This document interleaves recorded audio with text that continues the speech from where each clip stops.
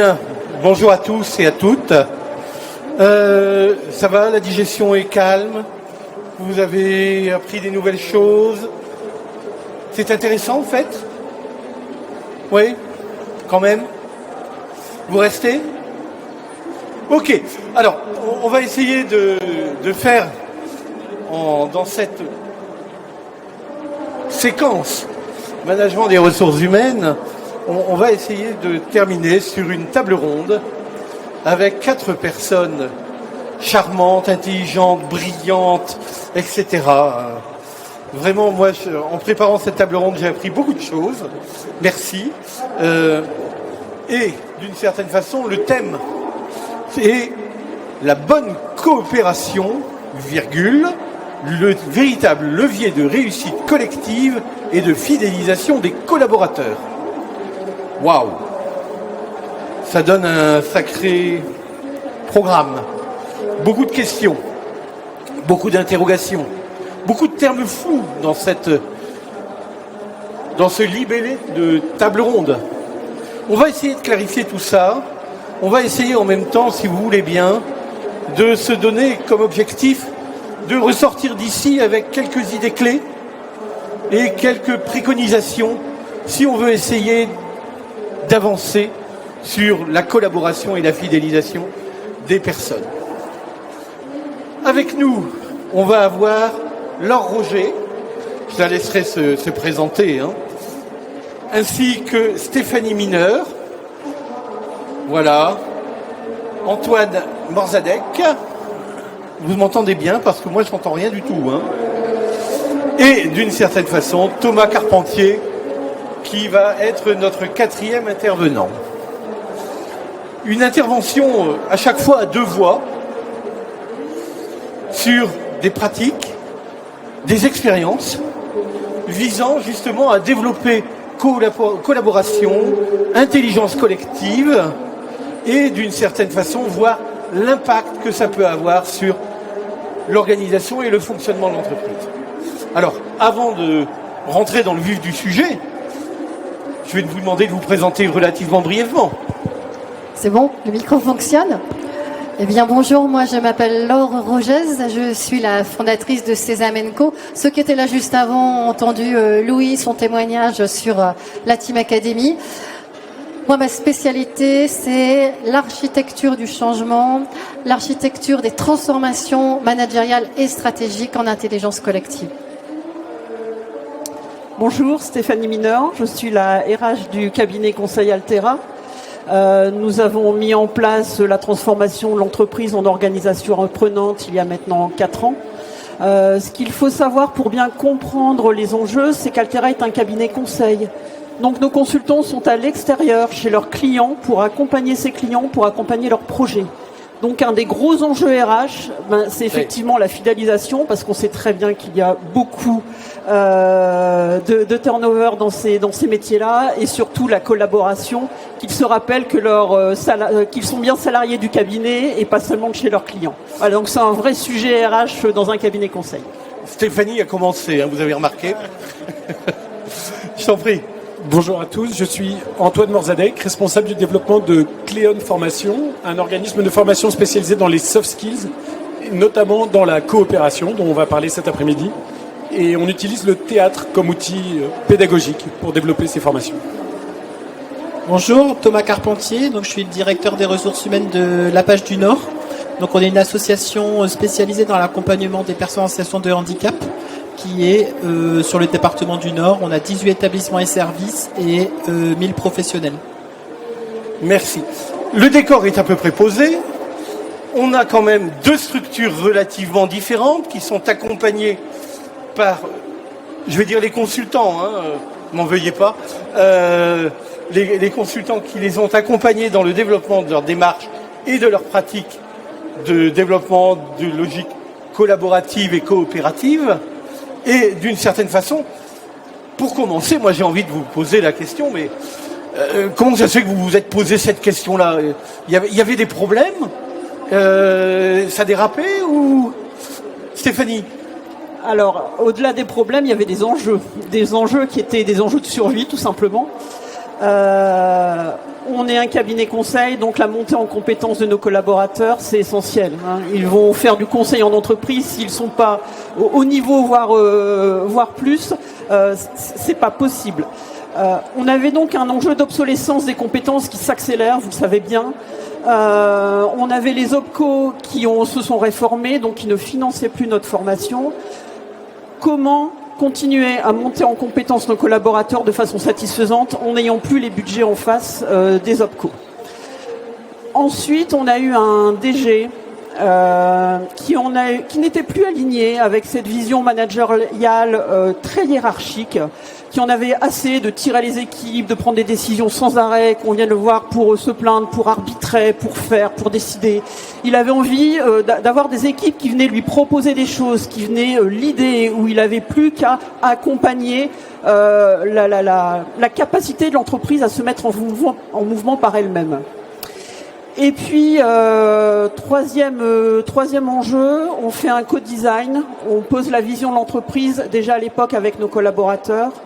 Et là, ils nous disent, on veut plus d'autonomie. Donc, on se retrouve avec un triptyque, montée en compétences, alignement avec une nouvelle façon de manager, besoin d'autonomie, et donc, on y va et on se fait accompagner par Cézanne Menko. Ouais, en fait, ce qu'on peut dire, c'est que si l'entreprise se bougeait pas, il y allait avoir un effet ciseau.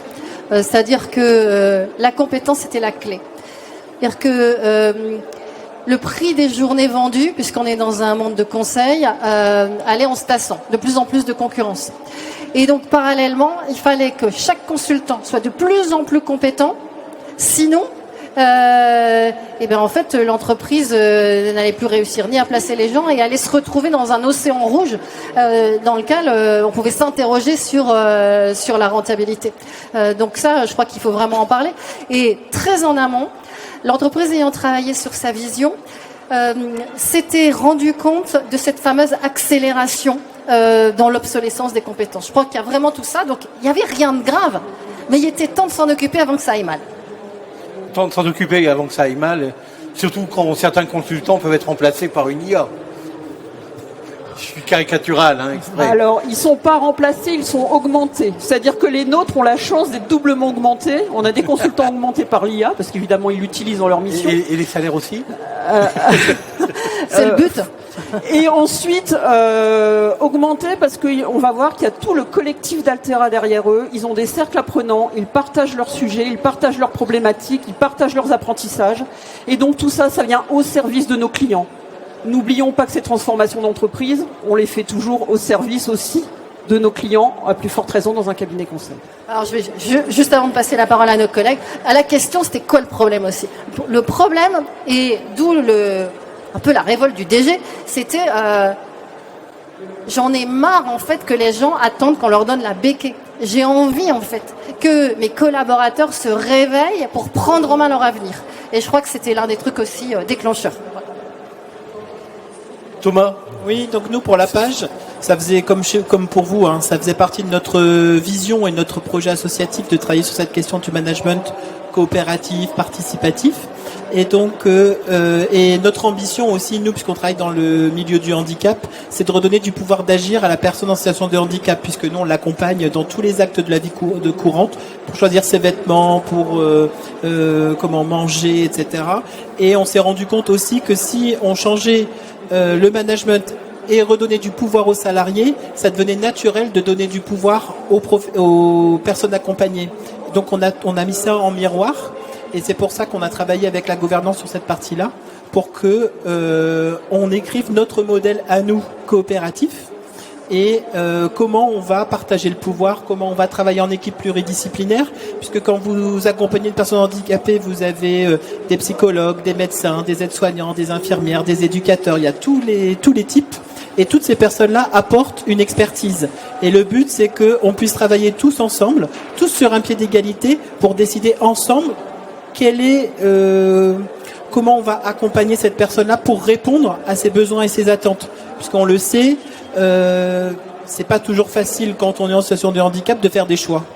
Et donc nous, comme notre ambition elle est là, c'est pour ça qu'on a mis en place depuis 2022 tout ce parcours qu'on est en train de mettre en place avec nos professionnels pour qu'ils puissent décider avec nous, agir, proposer des choses, travailler en autonomie, être responsabilisés aussi dans ce qu'ils travaillent, parce qu'en plus nous on est dans l'humain, et qui va permettre de répondre à notre mission qui est l'accompagnement des personnes handicapées. Antoine, si je peux me permettre, d'une certaine façon, la commande avec Thomas, elle a pris une forme un peu particulière. Vous êtes en cours de déploiement, si j'ai bien compris. Vous avez fait quoi alors ? Effectivement, comme Thomas vient de l'expliquer, une partie importante de la commande, du cahier des charges, c'était de trouver une manière de parler de la coopération, de changer les mentalités, de faire travailler les gens, de les former avec une pédagogie qui soit suffisamment souple pour parler aux professionnels, aux managers, à toutes les fonctions que Thomas vient de décrire. Et notre conviction chez Cléon, c'était que le théâtre, la pédagogie du théâtre, apportait cette souplesse-là qui permettait d'embarquer tout le monde. La coopération fait partie inhérente du théâtre. Des comédiens travaillent en coopération en permanence, monter une pièce, créer des projets, c'est de la coopération. Et là, on a voulu mettre cette pédagogie au cœur de l'approche qu'on a développée pour la page, pour parler à tout le monde, prendre le choix d'avoir cette souplesse, de pouvoir prendre un chemin, puis l'autre, d'avancer, que chacun s'approprie le projet de coopération. Et le théâtre a apporté à la fois cette richesse et cette souplesse tout au long des années que le choix l'on a du travaillé théâtre, ensemble. il a été fait aussi parce que dans nos 1000 professionnels, on a 300 salariés qui sont en situation de handicap, qui sont déficients intellectuels, qui peuvent avoir des handicaps moteurs, etc. Et qui, une partie ne savent ni lire ni écrire, donc on a mis en place des actions, mais on ne pouvait pas, on voulait les former au même titre que les autres, avec des mêmes formations, qu'on soit manager, qu'on soit professionnel et professionnel handicapé, avoir la même formation, et donc on voulait quelque chose qui soit le plus adapté possible et qui puisse répondre à tout le monde. Et en plus, c'était aussi de dire, on se met en situation, on vit les choses sur une mise en pratique, pour qu'on puisse intégrer plus facilement les réflexes, comment on se connaît, comment on travaille ensemble, comment je parle à parce qu'ils ont fait tout ce qui est en termes de tests de personnalité, c'est-à-dire on a pris la méthode DISC, comment je parle à quelqu'un qui est plutôt bleu, jaune, vert, et comment on communique ensemble pour pouvoir créer en fait ce collectif et co-construire ensemble notre vision. Alors, ok, là vous avez un peu planté le décor de chacune de vos structures. Les éléments qui vous ont amené d'une certaine façon à intégrer, à identifier qu'il y avait la nécessité de changer. Ça s'est passé comment avec le comité de direction ? Alors ça s'est passé comment avec toute l'entreprise, parce que c'est une transformation vraiment générale. Elle fait attention, il y a le chef qui est là. Il y a l'actionnaire dans la salle. Il n'y a plus qu'un chef chez nous, c'est lui, alors on en prend soin. En fait, comment ça s'est fait ? Ça s'est fait alors très rapidement sur la prise de décision. On fait ce co-design en septembre 2019. En décembre 2019, on décide de basculer en organisation apprenante parce qu'on avait Césamenco qui est en capacité de nous accompagner aussi bien sur la transformation globale de l'entreprise et aussi sur la méthodologie et les outils de l'apprenance. En février 2020, vous vous souvenez, février 2020, nous mettons en place des pilotes. Ça veut dire qu'on avait la moitié de l'entreprise qui était toujours en organisation pyramidale et la moitié de l'entreprise qui fonctionnait en mode apprenant, en cercle apprenant. On a formé nos facilitateurs qui accompagnent les cercles. On s'est mis tout de suite en action, c'est-à-dire qu'on n'a pas posé le projet en disant voilà, on en est là, on sait qu'on veut arriver là, on va jalonner absolument comme ça, on va mettre en place telle méthode à tel moment pour telle personne. Non. On a été vraiment en mode apprenant. On s'est lancé, on a mis des pilotes en place, on a utilisé les outils, on a regardé comment ça fonctionnait, avec des volontaires, les pilotes bien évidemment. Et puis au fur et à mesure, on réglait les problèmes, on amenait de nouveaux process, on accompagnait les personnes différemment en fonction de la vitesse à laquelle elles basculaient aussi dans l'apprenance. Donc des pilotes, Ensuite, une organisation de gouvernance, bien évidemment, un COPIL, qu'on avait appelé le COPIL Poudlard, on s'était amusé un peu. COPIL Poudlard, on avait toutes les parties prenantes de l'entreprise qui étaient représentées. Là, c'était vraiment comment on mène le projet. Ensuite, on avait une gouvernance plutôt stratégique avec Laure, le DG et moi. Là, on était plutôt sur du plus long terme. Et puis, on avait également mis en place toute une stratégie d'accompagnement au changement, bien évidemment. Mais ça a vraiment été tout de suite, on se met en action et on se met en action en équipe. Je voudrais préciser une chose par rapport à la question et les dirigeants, parce que c'était ça ta question initiale. Alors, plusieurs choses. Très en amont, il y a eu 1 ou 2 séances de travail et l'un des dirigeants était là à ce moment-là. Personne n'a oublié sa valise? Non, je plaisante.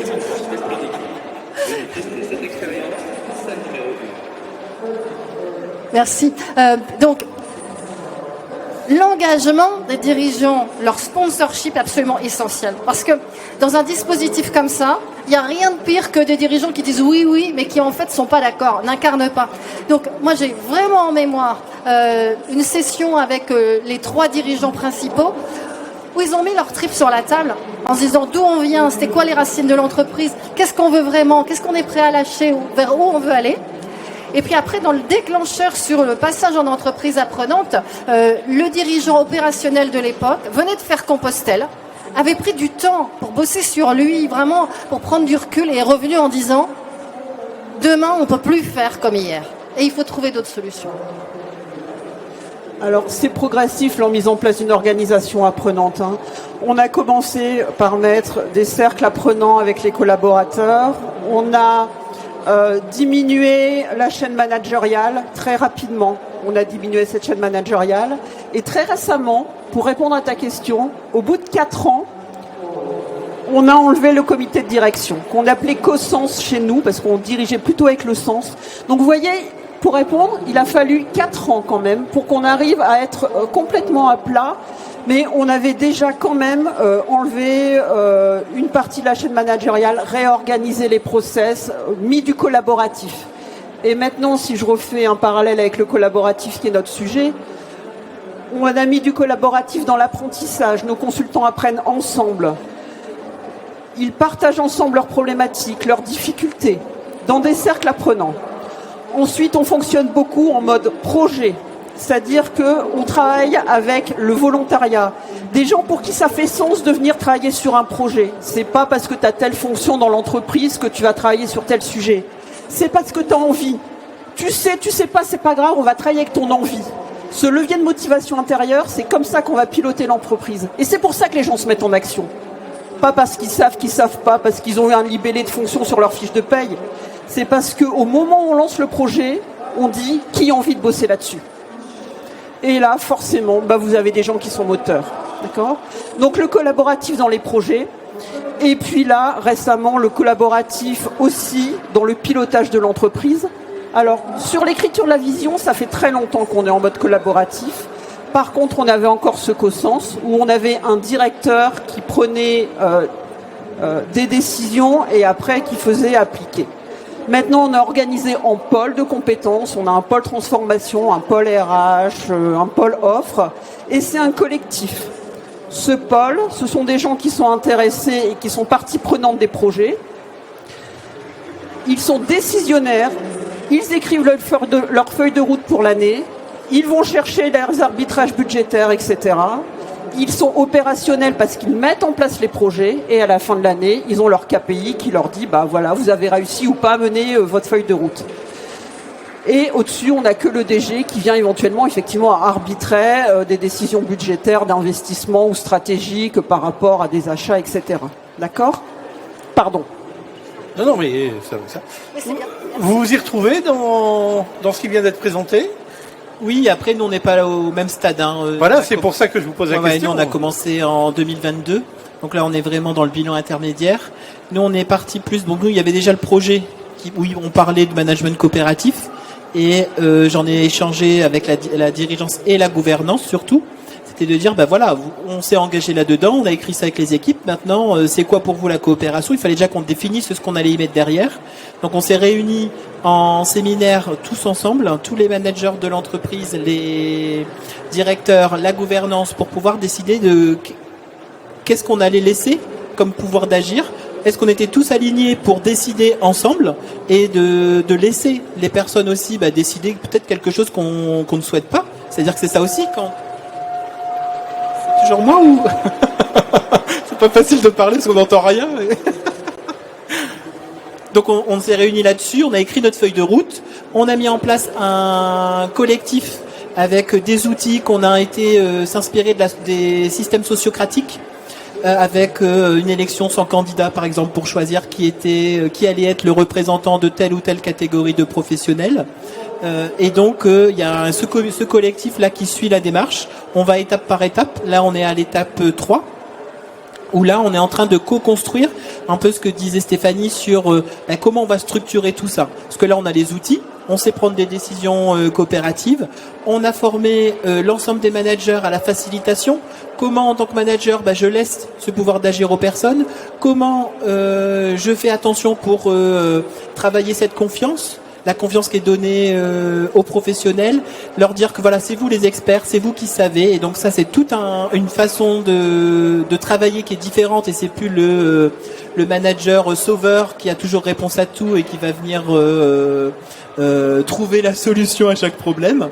Et ensuite en parallèle on a formé, pour l'instant on est à 220 salariés de formés, donc avec Cléon sur c'est quoi travailler dans une entreprise où on me responsabilise, où on travaille en interdépendance, et comment je communique avec mes collègues, parce que oui, on va décider ensemble, mais est-ce qu'on va bien s'entendre, comment ça va fonctionner, etc. Donc il y a tout cet accompagnement là qui est mis en place, et là on va retravailler sur on a une formation globale avec nos élus, parce qu'on a beaucoup d'élus dans l'association.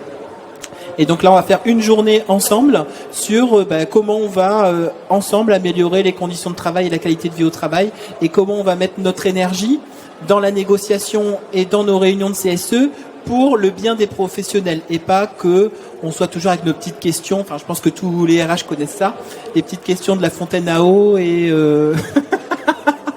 qui nous prend beaucoup d'énergie et qui fait pas toujours avancer le schmilblick. Et surtout, est-ce qu'il faut attendre un mois la réunion pour savoir si on a le droit ou pas de mettre le chauffage? Enfin, il y a des choses, voilà, chacun est responsable. J'ai froid, je mets le chauffage. Enfin voilà, c'est l'exemple simple, mais voilà, on en est là. Et la deuxième étape, c'est vraiment de dire, maintenant on s'est décidé de manière coopérative, mais qu'est-ce que on décide de manière coopérative? À quel niveau? Parce que ce qui est coopératif à un niveau n'est pas à un autre. Antoine, une petite question là. Comment on fait pour passer de Antoine, as-tu du cœur à il y a quelque chose de pourri au royaume de la page? Comment on utilise en fait l'outil, excuse-moi d'utiliser le terme outil, pour parler du théâtre, pour parler de cette mise en scène, pour parler de ces messages. Comment on fait ça? Alors, je pense que la réponse se trouve à plusieurs niveaux. D'abord, il y a quelque chose de très important, c'est de montrer au quotidien dans tous les ateliers qu'on est en train de mener, parce que Thomas l'a dit, c'est une démarche qui est en cours, qu'elle ne concerne pas, que c'est pas une responsabilité de la gouvernance, de la direction ou du management, mais que ça concerne tout le monde. Une fois qu'on a dit ça, aussi de bien partir de l'idée que cette coopération, elle se décrète pas, et que donc chacun va prendre la responsabilité d'apporter sa pierre à l'édifice, de prendre sa propre responsabilité dans la coopération. Ça, c'est les grands principes, et nous, à chaque atelier, à chaque fois qu'on a une équipe de la page devant nous, c'est vraiment le point de départ de concrètement se dire que ce qui va se passer dans cette journée va devoir répondre à ces impératifs-là. Le droit de se tromper, le droit de prendre un chemin et puis l'autre, et de le concrétiser comme ça. Ensuite, ça suppose aussi, d'un point de vue strictement pédagogique, pour répondre à la question sur comment est-ce qu'on répond aussi aux problématiques, d'être dans un cadre de bienveillance. C'est un mot un petit peu fourre-tout qu'on utilise pour plein de choses, mais d'expliquer aux managers, aux professionnels, à tous les professionnels qu'on a devant nous, que l'objectif c'est qu'ils s'approprient l'outil et que donc, quoi qu'il se passe dans la journée, tant qu'ils s'y engagent, tant qu'ils y vont pleinement et qu'ils vont travailler à leurs propres solutions, à leurs propres outils livrables qu'ils vont pouvoir utiliser au quotidien, alors la journée sera une bonne journée, il y aura un résultat qui sera hyper satisfaisant pour tout le monde. Mais de mettre ce cadre-là, de laisser à chacun la place d'exprimer les choses et de pouvoir porter ses solutions, c'est vraiment une solution pour répondre de manière très concrète aux situations qu'il rencontre. Laure, on entend en fait ce que vient de dire Antoine et ce que tu as dit juste avant, Stéphanie. On est dans une espèce d'adaptation permanente aux besoins du terrain, à ce qui se passe dans l'entreprise, à ce qu'on sent aussi, faut bien être honnête.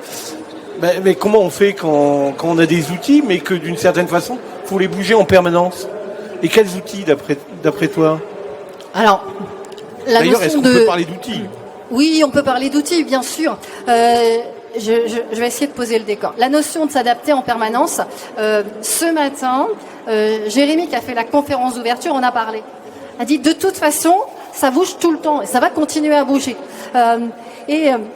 Imaginer les choses de manière figée, c'est le meilleur moyen de se planter parce que, en fait, autour de nous, ça continue à bouger. Maintenant, je voudrais revenir sur ce qu'a dit Norbert Alter tout à l'heure. Il y en avait beaucoup d'entre vous qui étaient là.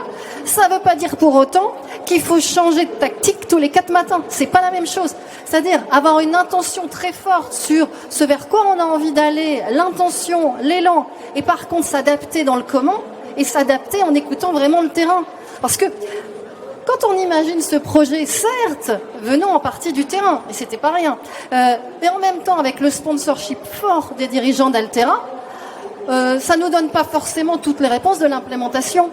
Et donc ce fameux comité Poudlard, il se réunissait suffisamment souvent avec des personnes qui représentaient le kaléidoscope de l'entreprise pour se dire qu'est-ce qui s'est passé, qu'est-ce qui a marché, qu'est-ce qui n'a pas marché, sur quoi on adapte, comment on continue. Et c'était pas facile de se parler. Il y a des moments, il y a Hélène et Gilles qui étaient dans le comité et qui ont vécu en pionnier en tant que facilitateur interne. Il faut avoir les traits bien accrochés pour arriver à se dire les choses de manière constructive en pleine transformation. Et alors, on parlait d'outils. Là, Antoine a parlé du média du théâtre. Pour nous, on a utilisé les techniques des équipes apprenantes type team académique, mais qui viennent aussi, en fait, de toute la mouvance Peter Senge sur l'entreprise apprenante, pour s'il y a des RH à qui ça dit quelque chose. Et au-delà, il y a quelques compétences fondamentales, et on s'en est rendu compte ce midi en discutant, qui sont à acquérir pour, on va dire, tout collaborateur, tout manager dans un univers où on veut coopérer ou bien où on veut se transformer en permanence, apprendre en permanence. C'est connaissez-vous le mieux possible. Et ce matin, Jérémy l'a dit aussi, on ne s'exonère pas de développement personnel dans notre monde où tout se transforme. Ça se transforme, donc on a peur, donc il faut se connaître. Sinon, c'est la panique à bord. Première chose. Deuxième chose, c'est dans ce développement personnel, c'est quelle grille de lecture va-t-on choisir dans l'entreprise pour mieux se comprendre les uns les autres. Il y a le DISC, il y a le MBTI, il y a l'Ennéagramme, il y en a plusieurs et il y a quelques basiques. Oui, c'est important de doter votre organisation d'un outil comme ça va vous aider à vous comprendre et à moins vous juger. Troisième chose, apprenez à vous parler. Juste avant, au moment des questions, l'animateur a parlé d'apprendre à dialoguer sur les bases de la communication non violente. C'est pas bisounours, C'est difficile, c'est courageux, mais ça permet de se dire les choses de manière constructive. Voilà, on est sur quelques basiques et bien sûr quelques techniques de facilitation, mais surtout la posture, parce que avec Internet, vous allez avoir toutes les défilés de facilitation que vous voulez. Ce qui compte, c'est d'apprendre à vos collaborateurs et surtout à vos managers la posture de facilitateur, et c'est pas tout à fait pareil que manager. Bon, voilà les grandes lignes, j'en ai peut-être oublié, mais voilà. Non, mais je t'en prie. Stéphanie ? Oui, je voulais rebondir sur ce que vous disiez. Vous avez posé des choses qui sont très importantes. Et on parlait de posture, vraiment la confiance. Mettre en place une organisation apprenante, ça veut dire que vous faites confiance à vos collaborateurs. Vous faites confiance dans leur bon sens, dans leur engagement. Ça veut dire aussi effectivement se faire des feedbacks. Ça veut dire aussi lâcher prise. Vous me parlez du comité de direction. Il faut lâcher prise.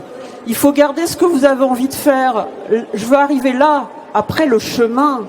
Je vous le donne. Prenez-le. Faites-en ce que vous voulez du chemin. Comment vous voulez mener les projets ? Quels sont les projets qui vont nous permettre d'amener l'entreprise là ? Vous le savez aussi bien que n'importe qui.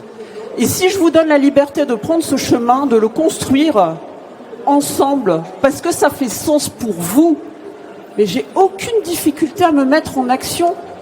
J'ai aucune difficulté à aller là, parce qu'on me laisse cette liberté et parce qu'on me fait confiance. C'est gentil tout ça. Hein. On a l'impression d'être chez les bisounours. Vous n'avez pas l'impression? Je reprends votre terme. Hein. De bisounours. On a l'impression que tout va bien.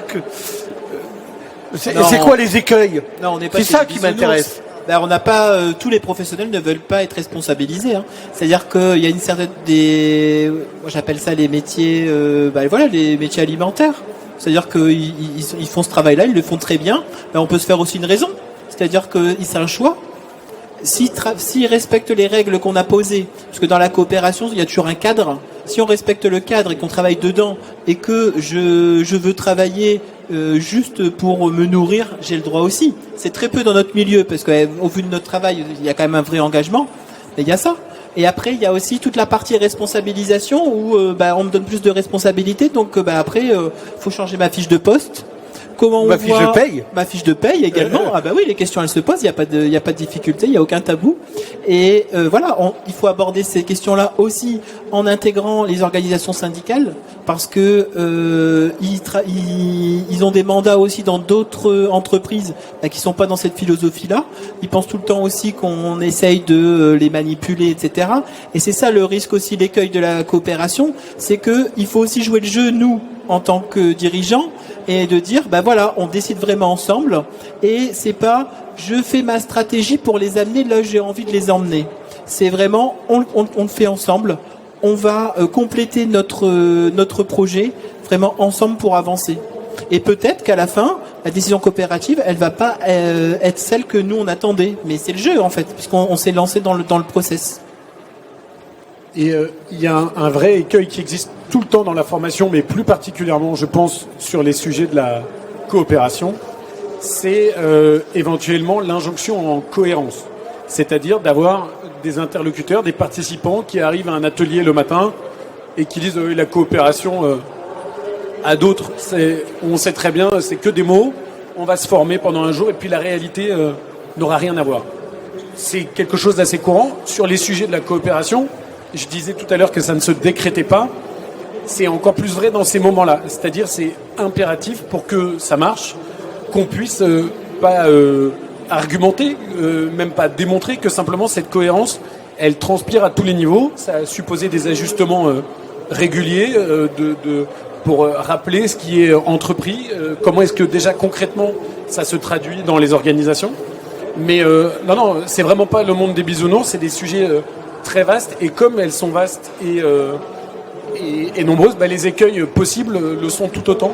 Et cette nécessité de cohérence dans ce qui est la réalité des professionnels qu'on accompagne dans ces ateliers est un vrai enjeu de chaque formation, de chaque session. Et Stéphanie, excuse-moi, je t'en prie.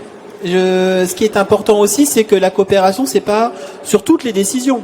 C'est-à-dire que c'est un système global, et dedans on peut décider de manière directive, parce que quand il y a des décisions urgentes, parce que la coopération il faut du temps. Si vous n'avez pas de temps, ça fonctionne pas. Donc s'il y a une décision urgente à prendre, on peut le prendre de manière directive. Les règles du jeu elles sont posées. Sur certains managers vont décider de manière avec leurs équipes. Si ça fait pas partie de leur délégation et de leur cadre, et qu'il y a quelqu'un qui va valider derrière, ils le font de manière participative. Le but c'est que les équipes ils savent dès le début quel type de décision ils vont prendre. C'est-à-dire que sur ça, on te demande ton avis. On le fait de manière participative. C'est pas toi qui auras le dernier mot. Peut-être qu'à la fin, on va pas suivre ce qu'a dit le cercle apprenant.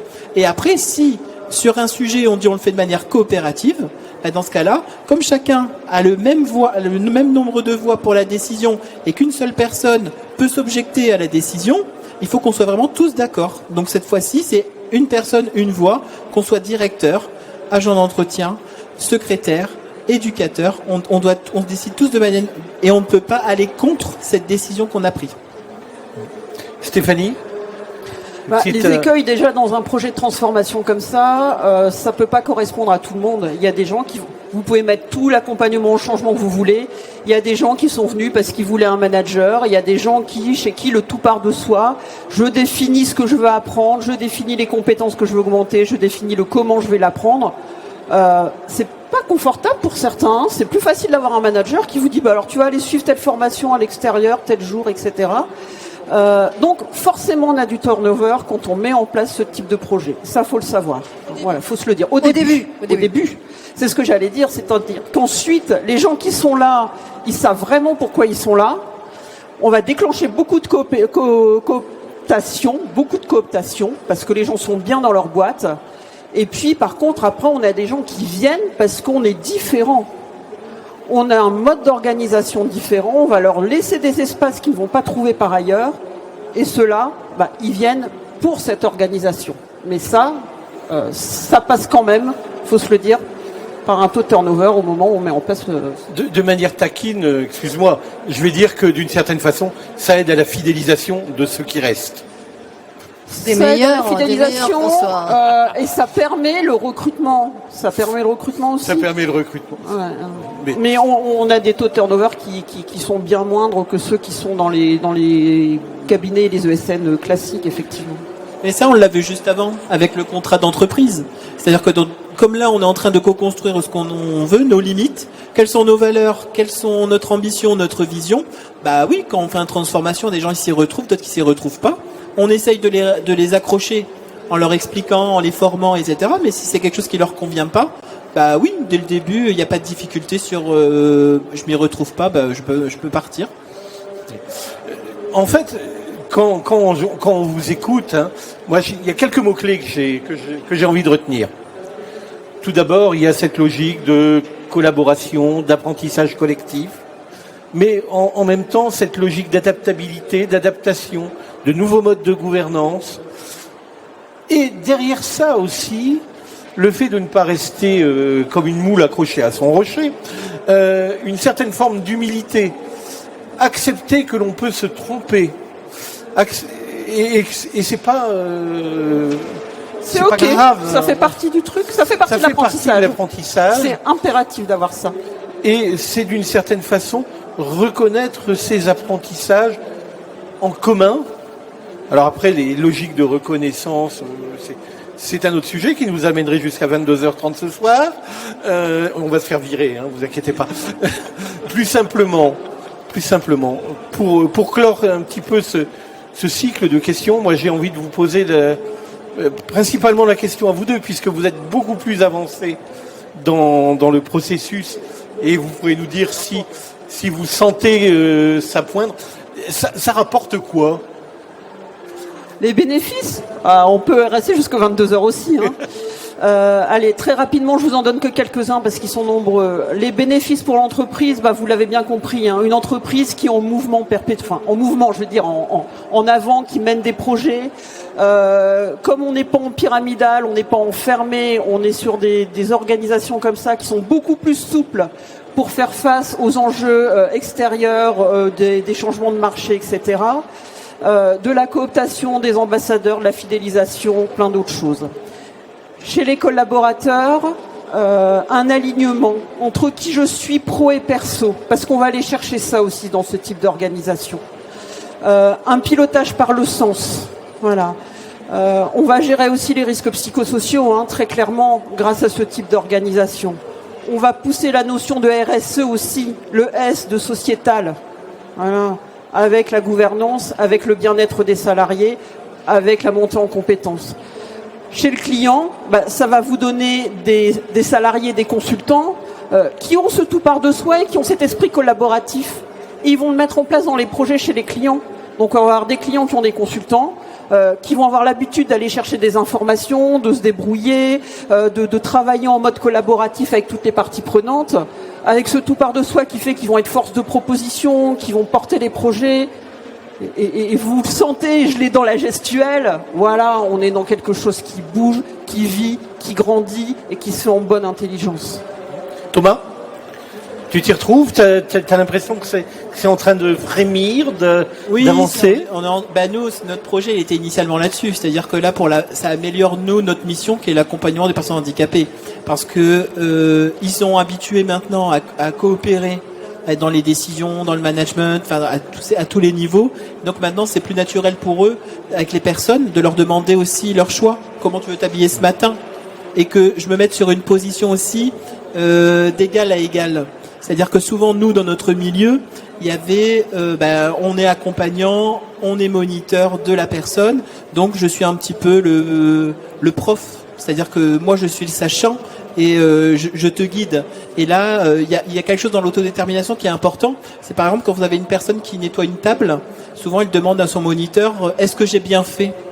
Et en fait, la réponse c'est pas de dire oui ou non, parce que j'ai pas à juger. C'est toi. Quels sont les critères pour que la table elle soit bien nettoyée et que et donc une fois que tu as tout coché, effectivement, de toi-même, tu sais si tu as bien fait ou pas ton travail. Et nous, c'est ça vraiment qu'on veut porter pour nous, notre accompagnement. Après, on le voit aussi dans le partage des difficultés, notamment avec les représentants du personnel aussi. C'est-à-dire qu'il y a quand même dans la coopération une volonté de communication et d'information très partagée, parce que pour décider, il faut qu'on connaisse tous les tenants et les aboutissants tous. Donc il y a vraiment ce travail-là, je trouve, qui se construit au fur et à mesure dans notre dialogue social et qui s'améliore. Merci.